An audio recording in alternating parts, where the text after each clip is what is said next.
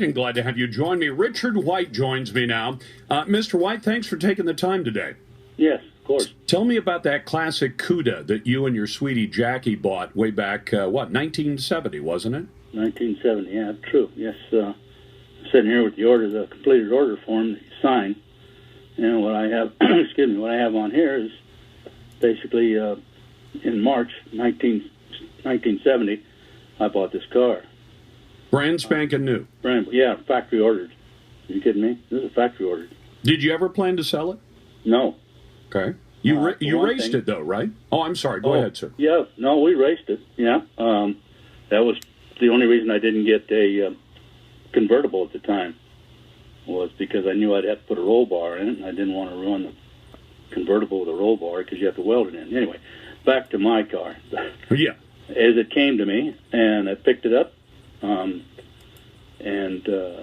in about a year or so, we readied it for drag racing, and then I had a partner that we joined up together to be a race team. And we raced it at PIR, we raced it at Woodburn, we raced it at different tracks that were around at the time. Then, after a period of time, racing got to be very, very expensive, and especially if you were going into this car was rated as a super stock.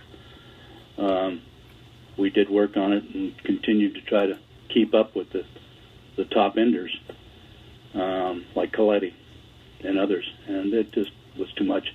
So I took it out of the circuit, you might say, or took it out of the play, and made it become, at least you could drive it on the street.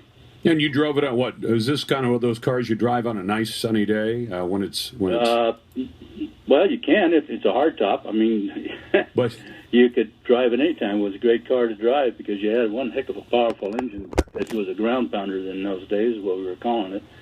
That idled at 2,000 RPM. Wow. So you had it stored in a garage, and what happened to it about 13 years ago? I had it in the garage. Wait, let's get back a little bit more, because this is kind of important as to what's going on. We started to do a little work on it, and we were going to get ready to sort of paint it at the time it was taken from the garage. But prior to that, like all fathers, I decided to make my son half ownership in this car. Okay. So in '96, we changed up the title to read his name and my name on the title, which I'm sitting here looking at the title right now, which says White Richard D. and White Richard Jack. And Richard Jack is me with the address. So he was half owner of the car, and he took it and he worked on it. He's got time, money, life. I do too. Time, money, and a great deal of my life into that car, which I guess some people just don't understand, which is okay. Not everybody gets involved with the things that they have and appreciates what they have to a degree. Understood. It's easy for them just to, but not. I got too much of my life in that. By the way, congratulations on is it 40 or 41 years you've been married to Jackie? Oh, Jackie? We got married, let's see, now you did it. Oh, I'm sorry. I don't want to get you... July 20, 1974. Very good. Hey, tell me this. So it was stolen 13 years ago. Yes, they broke into the garage and rolled it out, because if you started it, there was no key in it, so I don't know if they had to roll it out, because if you started the car, you've heard these, I mean...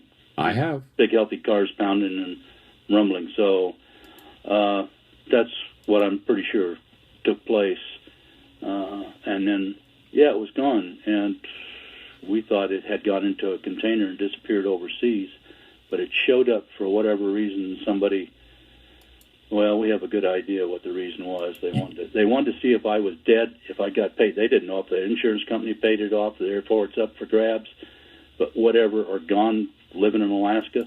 They wanted to get a new title, and because of people that I know, and one of them being a person that has a friend that went to work on that car, to tune up the carburetors, they wanted to take it down and sell it in Las Vegas.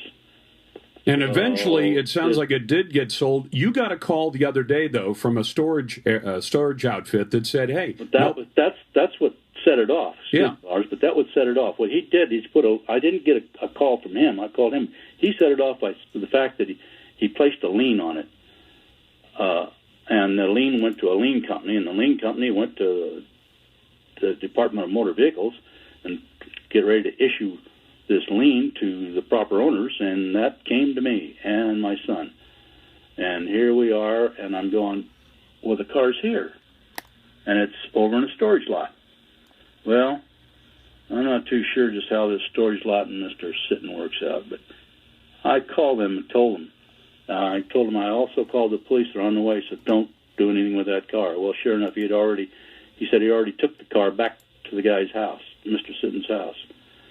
And then I told him, well, if you did that, then hold on. I'll have the police connect you as soon as they get here, so don't call him. What'd the police called him? What'd the police end up telling you? Well, they started to work on it, and then they blindsided me with the fact that, and here it is, in the state of Oregon, evidently, from what I'm being told, you can steal a car, you can steal anything, even if it does have a title and you have to register it. You keep it for 3 years to 4 years hidden. You can break it back out, and as long as you scribble out, which is what I've seen, scribble out some kind of bill of sale on a 3x5 piece of scratch pad. You sort of yours. You can fight the owner in court or whatever you want to do, but they can't come and get it. Even though possession of stolen property, you had reported the car stolen, right? Yes, twice. And once in 13 years ago, in 2001, and then again, a month ago, wherever we're at. Have you talked to Mr. Sitton about this? He called. All he wanted to do was work out an amicable deal. What he was trying to do was have me pay him for my car.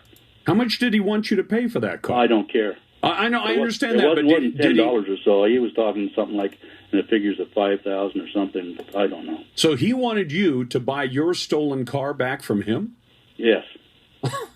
What did you tell him? Can you say it on the radio? No, I said that's my car. I said I'm sitting here with the titles. I'm sitting here with the window stickers. I'm sitting here with the original order, and you've already shown that the license plate and the license number DEK954 is still there. The VIN number is still on it. You explained to me what are you doing with my property.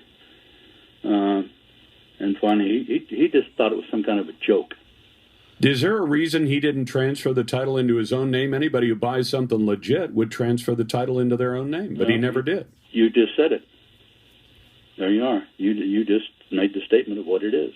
Of course, when you know you bought something that's you can't do, it's illegal, then why are you certainly aren't going to go to the DEQ or the motor vehicle department and say, I've got this car here and I want to get it titled. You're supposed to have done that in 30 days. Mr. White, we're going to see if we can get something done about this. I've already been in touch with Portland Police. They say it's an active investigation. I said, hey, possession of stolen property, especially when the owner can nail it down with as much documentation as you have. Mr. White, I appreciate you coming on. The best, and congratulations to you and Jackie White, your wife of 41 years, and I 40 years, and I appreciate you coming on the air with me. Thank you, sir. Yeah, thank you very much. You bet. We'll be back in a moment. We may